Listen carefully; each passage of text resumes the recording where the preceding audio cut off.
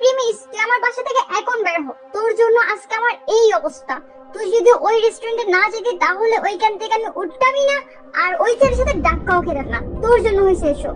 আরে কোয়েল, তোমার কি হয়েছে? তুমি প্রিমিস এভাবে বকতেছো কেন?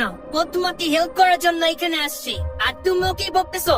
যদি কালকে প্রিমিস ওই রেস্টুরেন্টে না থাকতো তাহলে তো ওই ছেলে তোমার সাথে আরো টিজিং করতো, তখন তুমি কি করতা? কুয়েলের মাথা গরম হওয়ার কারণে সে তার সমস্ত মেজাজ প্রিমিসের উপর দেখাচ্ছে, যদিও প্রিমিসের সেখানে কোনো দোষ ছিল না। প্রিমিসকে সে এত অপমান করার পরেও প্রিমিস কোয়েলের সমস্যার কথা শুনে তার বাসায় এসে পড়েছে, আর কোয়েল তারপরও প্রিমিসকে অপমান করছে। এরপর যখন প্রিমিস ওইখান থেকে চলে যেতে নেয়, ঠিক তখনই অমিত প্রিমিসকে ডাক দেয়। এই প্রিমিস, কই যাস? দাঁড়া, কথা শুনে যা। অমিতের কথা শুনে প্রিমিস সেখানে দাঁড়িয়ে পড়ে। তারপর অমিত বলে, আরে দোস্ত, মন খারাপ করিস না। বুঝছি তো কোয়েল এখন টেনশনে আছে, আর এর জন্যই তোর উল্টা পাল্টা বলে দিছে। তুই কিছু মনে করিস না। আরে সমস্যা নাই, আমি বুঝতে পারছি ও অনেক টেনশনে আছে। তুই কোয়েলরে বল যে কোনো টেনশন করতে না, কিছুক্ষণের মধ্যে সব ঠিক হয়ে যাবে। এরপর প্রিমিস অমিতের সাথে কথা বলে কোয়েলের বাসা থেকে বের হয়ে যায়। আর ওইদিকে কোয়েল আবারও বলে, আজকের পর থেকে যেন আমি এই ছেলের মুখ না দেখি। ওই ছেলের সাথে দেখা হওয়ার পর থেকে আমার জীবনটা হেল হয়ে যেতেছে। এরপর কোয়েলের বন্ধুরা তাদের পরিচিত প্রভাবশালী ক্ষমতাবান ব্যক্তিদের ফোন দেওয়ার চেষ্টা করে, আর ওইদিকে কোয়েল তার স্কুল লাইফের ফ্রেন্ড শান্তকে ফোন দেয় এবং তাকে সব খুলে বলে যাতে তার বাবা তাকে এই বিপদ থেকে উদ্ধার করতে পারে।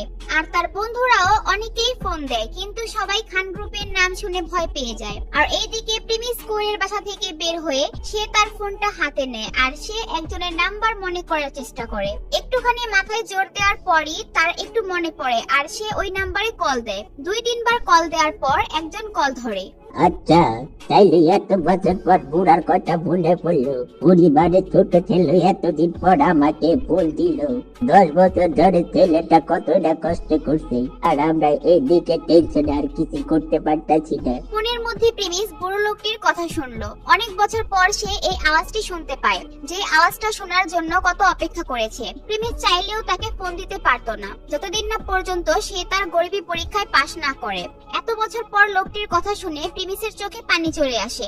এত বছর একলা থাকার কারণে প্রিমিস ভুলেই গিয়েছে যে তারও একটি পরিবার আছে। প্রিমিসের চোখে পানি আসা সত্ত্বেও সে হাসি মুখে বলে, আরে কাশেম মিয়াজি, আপনার গলার সুর শুনে মনে হইতেছে আপনি অনেক গম্ভীর হয়ে আছেন। আপনি বিশ্বাস করবেন না, এত বছর পর আপনার গলার আওয়াজ শোনার পর আমার অনেক ভালো লাগতেছে। তো যাই হোক, আমি একটা কাজের জন্য আপনাকে ফোন দিয়েছি।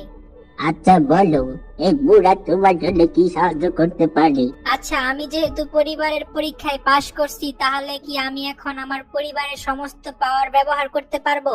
হ্যাঁ হ্যাঁ, অবশ্যই। তুমি তো গত পরশুদিন পরিবারের পরীক্ষায় পাশ করছো। তোমার যত অধিকার আর পাওয়ার বন্ধ করে দিছিল, সব এখন সরিয়ে দিছি। তুমি এখন চাইলে সবকিছু করতে পারবে।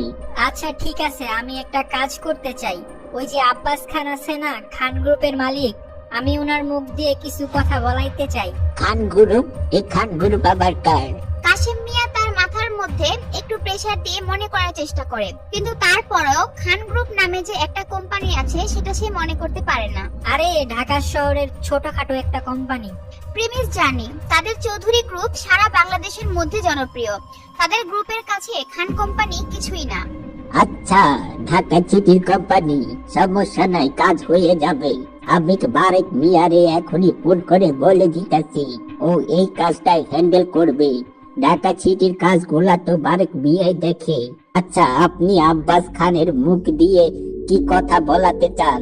খান গ্রুপের মালিককে বললেন যে এখন যে তারা কোয়েল গ্রুপের উপর যে একটা অ্যাকশন নিতে যাচ্ছে, ওইটা যেন তারা বন্ধ করে দেয়, আর কোয়েল গ্রুপের কাছে যেন তারা মাপ চায়। আচ্ছা ঠিক আছে, আপনি কোনো টেনশন নিয়েন না, প্রবলেম সলভ হয়ে যাবে। আধা ঘন্টার মধ্যে আমি এটা সমাধান করে দিতেছি। এরপর প্রিমিস ফোন কেটে দেয়, আর এইদিকে কোয়েল তার বন্ধুর আব্বুকে দিয়ে এই কাজটা সমাধান করার চেষ্টা করে। ঢাকা সিটিতে তারও মোটামুটি নামডাক আছে। এখন দেখা যাক কে কোয়েলের সমস্যা সমাধান করতে পারে। এইদিকে চৌধুরী গ্রুপের কাশেম মিয়া বারেক মিয়ার সেক্রেটারিকে কল করে, আর এখনই তার সাথে যোগাযোগ করতে বলে। কিন্তু ওই সময় বারেক মিয়া একটা বড় মিটিং এর মধ্যে বসে পড়ে। সেই মিটিং এর মধ্যে ঢাকা শহরের বড় বড় বিজনেসম্যানরা ছিল। তারা যে মিটিংটি করতেছিল সেটি প্রায় 1500 কোটি টাকার লেনদেনের। আর ঠিক ওই সময় বারেক মিয়ার সেক্রেটারি মিটিং রুমে ঢুকে পড়ে। আরে তুমি এখানে?